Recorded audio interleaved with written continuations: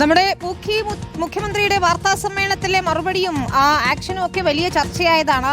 ഏതായാലും മുഖ്യമന്ത്രിയുടെ വാഹന മോഡിഫിക്കേഷൻ ഗ്യാരണ്ടി പാളുകയാണോ ആണ് എന്ന് തന്നെയാണ് നമുക്ക് മനസ്സിലാകുന്നത്.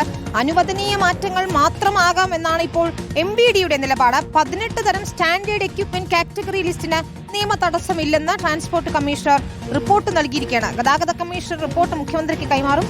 സീറ്റ് കവറുകൾ, ഫ്ലോർ മാറ്റുകൾ, സ്റ്റിയറിംഗ് വീൽ കവറുകൾ, ക്രോം ഗാർണിഷ് തുടങ്ങി 18 തരം മോഡിഫിക്കേഷനുകൾ മാത്രമാണ് മുൻകൂർ അനുമതിയില്ലാതെ മാറ്റം വരുത്താനാകുക എന്ന് റിപ്പോർട്ടിൽ പറയുന്നു. പ്രത്യേക അനുമതി തേടി വരുത്താവുന്ന മോഡിഫിക്കേഷനുകളും റിപ്പോർട്ടിൽ പരാമർശിക്കുന്നുണ്ട്. റിപ്പോർട്ട് മുഖ്യമന്ത്രി പരിശോധിച്ച ശേഷമായിരിക്കും അന്തിമ തീരുമാനമുണ്ടാവുക.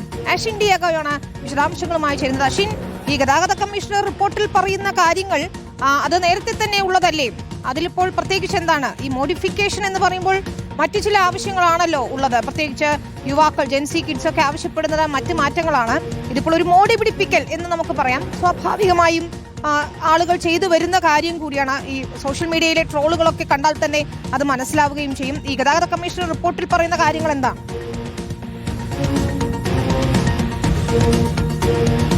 വിനിത സൂചിപ്പിച്ചതുപോലെ തന്നെയാണ് ഇതിപ്പോൾ ഒരു ട്രോൾ മെറ്റീരിയലായി മാറിയിരിക്കുന്നു എന്നുള്ളതാണ്. നേരത്തെ തന്നെ ഈ തെരഞ്ഞെടുപ്പിന് മുൻപ് തന്നെ ഇത്തരത്തിൽ വാഹനങ്ങളിലെ മാറ്റം അത് സംബന്ധിച്ച് ഒരു അനുകൂല തീരുമാനം ഉണ്ടാകും എന്നുള്ളതായിരുന്നു അന്ന് പ്രതിപക്ഷ നേതാവായിരുന്ന വി ഡി സതീശൻ പറഞ്ഞിരുന്നത്. മുഖ്യമന്ത്രി ആയ ശേഷം അദ്ദേഹം നടത്തിയ ആദ്യ വാർത്താ സമ്മേളനത്തിൽ പറഞ്ഞതും ഇത് തന്നെയാണ്. താൻ പറഞ്ഞിട്ടുണ്ടല്ലോ അത് നടക്കും എന്നുള്ളതായിരുന്നു വി ഡി സതീശൻ പറയുകയും ചെയ്തിട്ടുള്ളത്. അതിന്റെ ഭാഗമായി വകുപ്പ് മന്ത്രി, ഗതാഗത മന്ത്രി ട്രാൻസ്പോർട്ട് കമ്മീഷണറോട് ഒരു റിപ്പോർട്ട് തേടിയിരുന്നു. ഏത് തരത്തിൽ എന്തൊക്കെ മാറ്റങ്ങൾ നമുക്ക് നൽകാൻ കഴിയും, കേന്ദ്രം അധികാരത്തിൽ പെടാതെ മറ്റ് എന്തൊക്കെയാണ് വാഹനങ്ങൾക്ക് നൽകാൻ കഴിയുന്ന ഓൾട്ടറേഷനുമായി ബന്ധപ്പെട്ടുള്ള ആ ഒരു ഇളവുകൾ ഏതൊക്കെയാണ് എന്നുള്ളത് കണ്ടെത്തി നൽകണം എന്നുള്ളൊരു ആവശ്യമായിരുന്നു ഗതാഗത മന്ത്രി ട്രാൻസ്പോർട്ട് കമ്മീഷനോട് ആവശ്യപ്പെട്ടിരുന്നത്.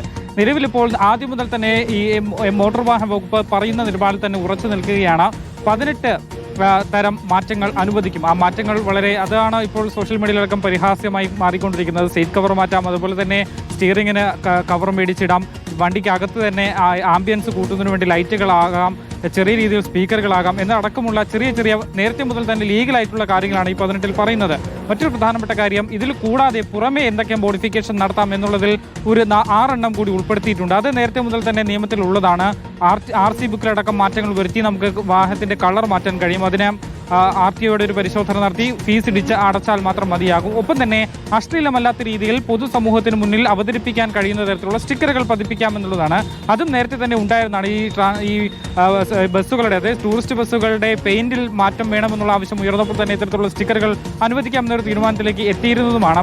മറ്റൊരു പ്രധാനപ്പെട്ട കാര്യം, മറ്റു വാഹനങ്ങൾ, അതായത് ഇലക്ട്രിക് വാഹനങ്ങൾ, ഈ പെട്രോൾ വാഹനങ്ങളെ ഇലക്ട്രിക് വാഹനങ്ങളായി കൺവേർട്ട് ചെയ്യുന്നതിനും അതുപോലെ തന്നെ LPG അടക്കമുള്ള CNG പോലുള്ള വാഹനങ്ങളെ തിരിച്ച് എഞ്ചിൻ മാറ്റുന്നതിനും അടക്കമുള്ള കാര്യങ്ങളിൽ RTOയുടെ അനുമതി വേണം. ഇത്തരത്തിലുള്ള കാര്യങ്ങളുടെ ഒരു പട്ടികയാണ് നിലവിലിപ്പോൾ ട്രാൻസ്പോർട്ട് കമ്മീഷണർ തയ്യാറാക്കി മന്ത്രിക്ക് നൽകിയിട്ടുള്ളത്. അതാണ് മുഖ്യമന്ത്രിക്ക് കൈമാറുക എന്നുള്ളതാണ്. അതായത് ചുരുക്കത്തിൽ മോട്ടോർ വാഹന വകുപ്പ് ആദ്യം ഏത് നിലപാടിലായിരുന്നു ഉണ്ടായിരുന്നത് ആ ഒരു നിലപാടിൽ തന്നെ ഉറച്ചു നിൽക്കുന്നു. മറ്റൊരു പ്രധാന പ്രശ്നമായി പറയുന്നത് 2019 വന്നിട്ടുള്ള ഭേദഗതിയാണ്. കേന്ദ്ര ഭേദഗതി മുന്നിൽ നിൽക്കുമ്പോൾ തന്നെ സംസ്ഥാനത്തിന് ഈ ഒരു ഓൾട്ടറേഷനുമായി ബന്ധപ്പെട്ട് യാതൊരു വിധത്തിലുമുള്ള മാറ്റങ്ങൾ സംസ്ഥാനത്തിന് വരുത്താനുള്ള അധികാരമില്ല. സംസ്ഥാനത്തിന് ഇതിലൊന്നും ചെയ്യാനില്ല എന്നതാണ്. അപ്പോൾ ഈ ഗതാഗത കമ്മീഷണർ റിപ്പോർട്ടിൽ പുതുതായി ഒന്നുമില്ല എന്ന് തന്നെ നമുക്ക് പറയേണ്ടി വരും. അഷിൻ ഡിയാഗോയാണ് വിശദാംശങ്ങൾ